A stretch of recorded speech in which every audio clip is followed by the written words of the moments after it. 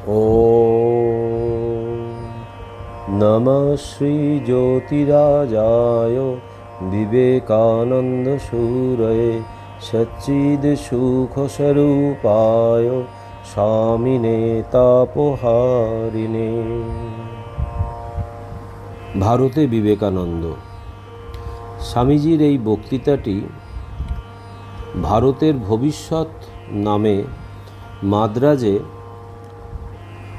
এটি শেষ বক্তৃতা হিসেবে দেয়া হয়েছিল এবং এটা স্বামীজি যখন দিয়েছিলেন সেখানে একটা বৃহৎ তাঁবুর মধ্যে এটা প্রদত্ত হয় আর প্রায় 4,000 শ্রোতার সমাগম হইয়াছিল। আজকে এই বক্তৃতাটির অন্তিম পর্ব। আগের দিন স্বামীজি আমাদের যে ত্রুটি দেশ গঠনে, দেশের প্রতি আমাদের যে দায়বদ্ধতা, সেই ত্রুটি হিসেবে প্রথম সূত্র দিয়েছিলেন। আজকে তার দ্বিতীয় সূত্র স্বামীজি বলছেন, দ্বিতীয়ত এই মন্দিরের সঙ্গে শিক্ষক ও প্রচারক গঠন করিবার জন্য একটি শিক্ষা কেন্দ্র থাকিবে। এখান হইতে যে সকল শিক্ষক শিক্ষিত হইবেন তাহারা সর্বসাধারণকে ধর্ম ও লৌকিক বিদ্যা শিক্ষা দিবেন। আমরা এখন যেমন দ্বারে দ্বারে ধর্ম প্রচার করিতেছি, তাহাদিগকে সেইরূপ ধর্ম ও লৌকিক বিদ্যা দুই প্রচার করিতে হইবে। আর ইহা অতি সহজেই হইতে পারে। এই সকল আচার্য ও প্রচারকগণের চেষ্টায় যেমন কার্য বিস্তৃত হইতে থাকিবে, অমনি এইরূপ আচার্য ও প্রচারকের সংখ্যাও বাড়িতে থাকিবে। ক্রমশ অন্যান্য স্থানে এইরূপ মন্দির প্রতিষ্ঠিত হইতে থাকিবে, যতদিন না আমরা সমগ্র ভারত ব্যাপ্ত করিয়া ফেলিতে পারি। ইহাই আমার প্রণালী। ইহা অতি প্রকাণ্ড ব্যাপার বোধ হইতে পারে, কিন্তু ইহাই প্রয়োজন। তোমরা বলিতে পারো, টাকা কোথায়? টাকার প্রয়োজন নাই, টাকায় কি হইবে? গত 12 বৎসর যাবৎ কাল কি খাইব তাহার ঠিক ছিল না, কিন্তু আমি জানিতাম অর্থ এবং আমার যাহা কিছু আবশ্যক সব আসিবেই আসিবে, কারণ অর্থাদি আমার দাস। আমি তো ওইগুলির দাস নই। আমি বলিতেছি, অর্থ ও অন্য সব নিশ্চয় আসিবে। জিজ্ঞাসা করি, মানুষ কোথায়? আমাদের অবস্থা কি দাঁড়াইয়াছে তাহা তোমাদিগকে পূর্বেই বলিয়াছি। মানুষ কোথায়? হে মাদ্রাজের যুবকবৃন্দ, আমার আশা তোমাদের উপর। তোমরা কি তোমাদের সমগ্র জাতির আহ্বানে সাড়া দিবে না? তোমরা যদি ভরসা করিয়া আমার কথায় বিশ্বাস করো, তবে আমি তোমাদিগকে বলিতেছি, তোমাদের প্রত্যেকেরই ভবিষ্যৎ বড় গৌরবময়। নিজেদের উপর প্রবল বিশ্বাস রাখো, বাল্যকালে যেমন আমার ছিল। আর সেই বিশ্বাস বলেই এখন আমি এই সকল কঠিন কার্য সাধনে সমর্থ হইতেছি। তোমরা প্রত্যেকে নিজের উপর এই বিশ্বাস রাখো যে অনন্ত শক্তি তোমাদের সকলের মধ্যে রহিয়াছে। তোমরা সমগ্র ভারতকে পুনরুজ্জীবিত করিবে। হ্যাঁ, আমরা জগতের সকল দেশে যাইব, আর বিভিন্ন শক্তি সহযোগে পৃথিবীতে যেসব জাতি গঠিত হইতেছে, আগামী 10 বৎসরের মধ্যে আমাদের ভাব তাহাদের প্রত্যেকটির উপাদান স্বরূপ হইবে। আমাদিগকে ভারতে বা ভারতের বাহিরে প্রত্যেকটি জাতির জীবনের মধ্যে প্রবেশ করিতে হইবে। আর এই অবস্থা আনিবার জন্য আমাদিগকে উঠিয়া পড়িয়া লাগিতে হইবে। ইহার জন্য আমি চাই কয়েকটি যুবক। বেদ বলিতেছেন, আশিষ্ঠ, দ্রঢ়িষ্ঠ, বলিষ্ঠ, মেধাবী। আশাপূর্ণ, বলিষ্ঠ, দৃঢ়চেতা ও মেধাবী যুবকগণই ঈশ্বর লাভ করিবে। তোমাদের ভবিষ্যৎ জীবনের পথ নির্ধারণ করিবার এই সময়, যতদিন যৌবনের তেজ রহিয়াছে, যতদিন না তোমরা কর্মশ্রান্ত হইতেছ, যতদিন তোমাদের ভিতর যৌবনের নবীনতা ও সতেজ ভাব রহিয়াছে, কাজে লাগো। এই তো সময়। কারণ নবপ্রস্ফুটিত অস্পৃষ্ট অনাঘ্রাত পুষ্পই কেবল প্রভুর পাদপদ্মে অর্পণের যোগ্য। তিনি তাহা গ্রহণ করেন।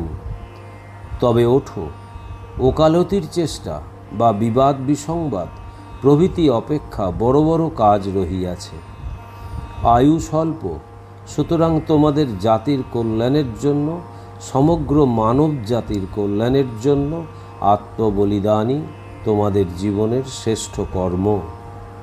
এই জীবনে আছে কি? তোমরা হিন্দু, আর তোমাদের মজ্জাগত বিশ্বাস যে দেহের নাশে জীবনের নাশ হয় না। সময় সময় মাদ্রাজি যুবকগণ আসিয়া আমার নিকট নাস্তিকতার কথা বলিয়া থাকে। আমি বিশ্বাস করি না যে হিন্দু কখনো নাস্তিক হইতে পারে। পাশ্চাত্য গ্রন্থাদি পড়িয়া সে মনে করিতে পারে সে জড়বাদী হইয়াছে, কিন্তু তাহা দুদিনের জন্য। এ ভাব তোমাদের মজ্জাগত নয়। তোমাদের ধাতে যাহা নাই তাহা তোমরা কখনোই বিশ্বাস করিতে পারো না। তাহা তোমাদের পক্ষে অসম্ভব চেষ্টা। ঐরূপ করিবার চেষ্টা করিও না।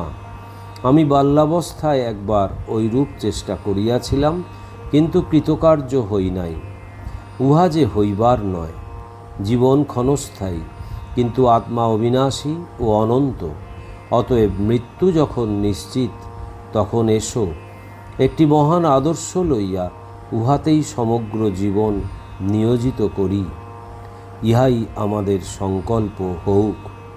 সেই ভগবান যিনি শাস্ত্রমুখে বলিয়াছেন, নিজ ভক্তদের পরিত্রাণের জন্য আমি বারবার ধরাধামে আবির্ভূত হই, সেই মহান কৃষ্ণ আমাদিগকে আশীর্বাদ করুন এবং আমাদের উদ্দেশ্য সিদ্ধির সহায় হন। সমগ্র বক্তৃতাটিতে স্বামীজি একটা বিষয়, একটা মত খুব দৃঢ়ভাবে আমাদের সামনে তুলে ধরেছেন।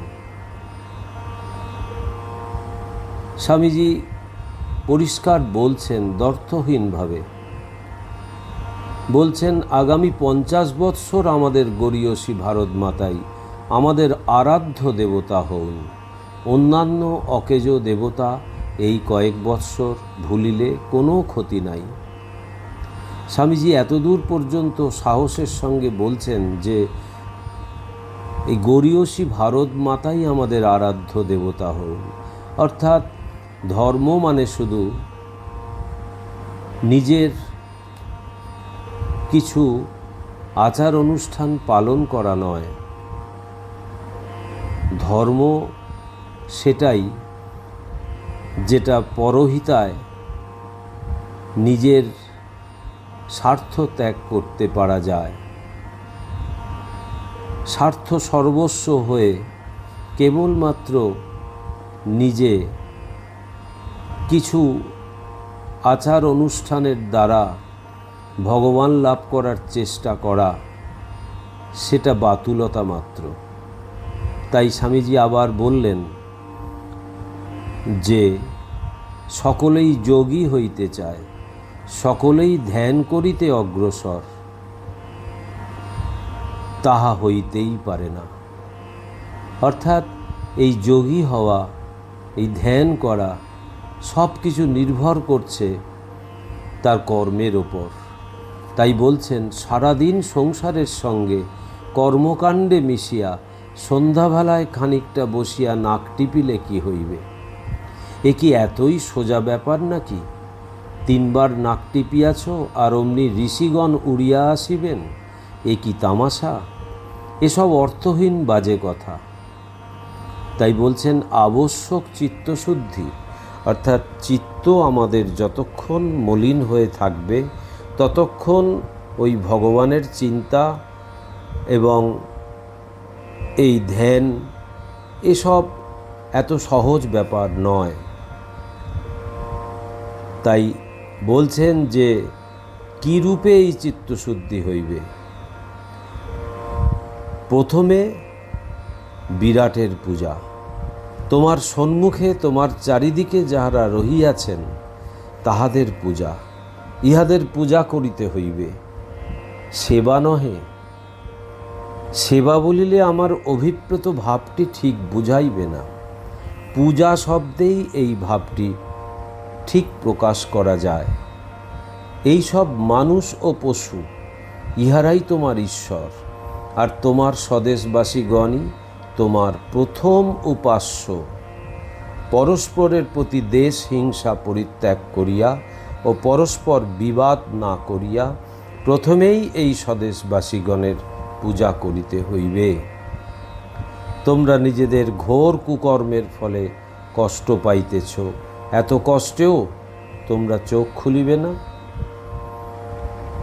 তাই স্বামীজি এক জায়গায় বলছেন, চিঠিতে আশীর্বাদ করছেন আমাদের, বীর্যবান হ, শ্রদ্ধাবান হ, আত্মজ্ঞান লাভ কর, আর পরহিতায় জীবনপাত কর।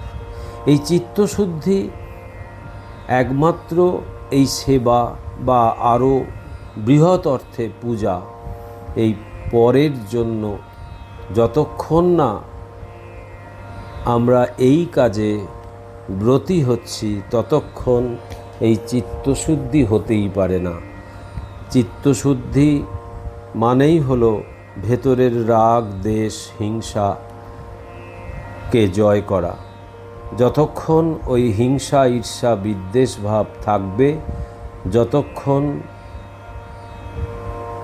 আমার চারিপাশের মানুষ কষ্টে থাকবে, পীড়িত থাকবে, আমি সেদিকে দিকপাত করে চলব না, ততক্ষণ আমার চিত্তশুদ্ধিও হবে না, আর ওই ধ্যান, জপ এসবও ঠিক হবে না। তাই স্বামীজি এই বক্তৃতার মাধ্যমে বলে দিলেন যে পরহিতায় জীবনপাতই হচ্ছে একমাত্র দেশ গঠন করার মূল মন্ত্র। তাই স্বামীজি রামকৃষ্ণ মিশন প্রতিষ্ঠা করে তার মোটো হিসেবে দিয়ে দিলেন আত্মনম মোক্ষার্থম জগদ্ধিতায় চ, অর্থাৎ আত্মার মুক্তি, নিজের মুক্তি, আত্মজ্ঞান লাভ, আর তার সাথে সাথে জগতের হিত। এই দুই কাজ একসাথে চলবে। আজকে আমাদের এই ভারতের ভবিষ্যৎ, এই মহামূল্যবান বক্তৃতাটি আজকে এখানেই শেষ হলো। ভারতে বিবেকানন্দের অন্তর্গত পরতত্ত্বে সদা লীন রামকৃষ্ণ সমজ্ঞয়া यो ধর্ম স্থাপনরত বীরে শান্তম নমাম্যহম। শ্রীরামকৃষ্ণার্পণমস্তু।